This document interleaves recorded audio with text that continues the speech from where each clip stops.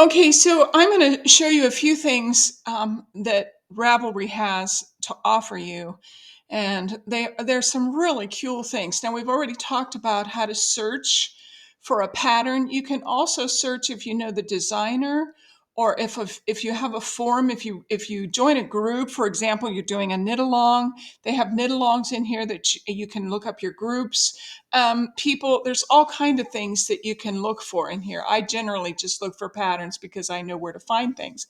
So the other thing is I've gone ahead and put a picture up here, and you can see it's kind of the same picture I use for my YouTube videos. But if you have things in your basket that you wanted to buy, that's under the little purse. Mine has three, so there's three things that I want to buy.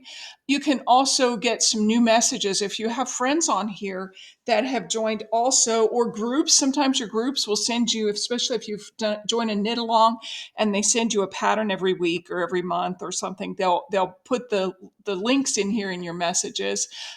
There's also, see, I've joined an Afghan knit along and skein walker group. So there's different things that I've posted up here. The one thing that I want to work with you today on is my notebook. My notebook is really cool. There's a lot of links that you can go to with Ravelry through my notebook.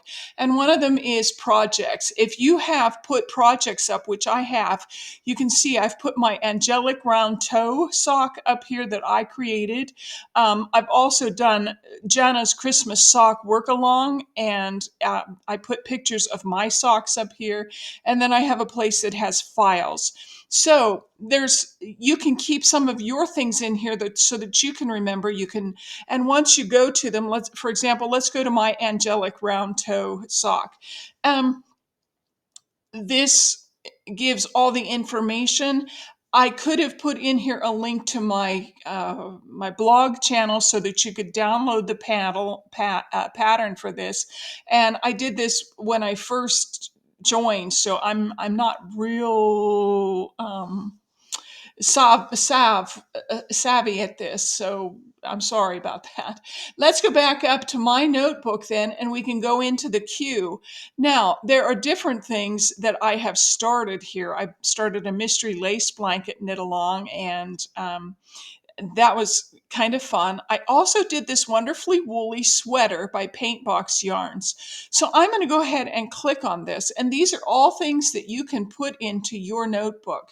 So for example, you can add it to, if you look up at the top kind of, middle right-hand corner, you see it says add to favorites, #1 in the queue. It's in my library. And there's different things that you can do with this. So this is kind of a neat thing to have here. You can download this pattern for free. It's another way to not have to search for patterns that you don't remember the name, but you remember you made it and you want to do it again.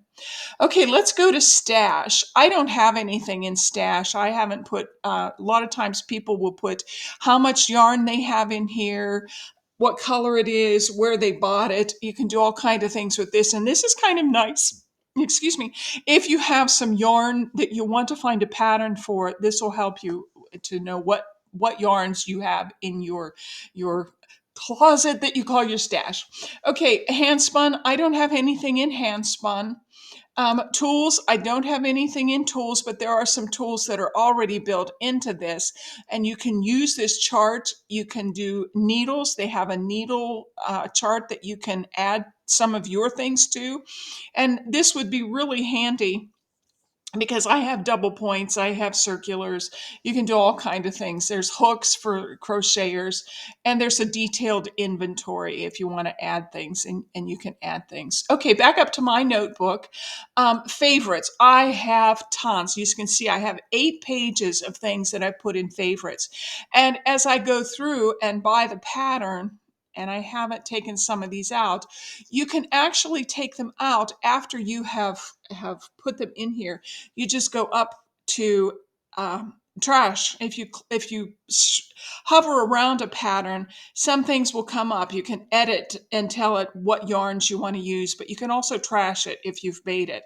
For example, this Uniquely Spring, I've made this. I have already done this, so this should be here, and it should also be in my library. Let's go back up to my notebook, and when I go to my library, See, I already have Uniquely Spring in here because I went ahead and bought this pattern. These are patterns that I've either downloaded, bought, have knit, have done things with. So if you're having a hard time finding some of the patterns that you've already done, if you come into my library, my notebook, and then down to my library, you can find things that you've already made or already, and there, see, I have the wonderfully woolly sweater again. Okay, so Ravelry also, you can look up patterns. Let's click on that. It's at the top left-hand corner. And you can search by name, designer, or anything. This is just a second way that you can look for things. You can look at yarns. There's different yarns in here that you can look at. You can look through acrylics, alpacas, angoras. If we go to alpaca, for example, they'll show some of the things, drops. A lot of people have used drops. So they put whatever goes into your queue when you put it into your stash. A lot of times it will show up in here. Okay, the other thing is you can look into community. I've joined Lace Hearts. I had others, but I've gotten rid of them. Different things. You can translate patterns. There's a Skanewalker group that I joined. There's some of the activity. And these also, I think, show up when you do your messages, some of your messages, and I don't have any new messages. Okay, the other thing is there's support. If you're having a hard time with support, with Ravelry, spend a little bit of time in the support button, in the support tab. They will tell you all the things you're wanting to know. There's different questions that have been asked. There's some blog posts, help groups, there's contact. You can look at designers, introductory guides, there's all kinds of things. And then they have an advanced search, which you can also use if you kind of don't know the name, but you know part of it, you can always look in here. Okay, you can see I have 299 things in my favorites. I have 370 in my library, which means I've either downloaded freebies or I've bought them. And I've bought a lot of things. I have a couple in my queue, my favorite designers, woo, and recently viewed. So there's lots of ways that you can get around in Ravelry. Just go ahead and play with it.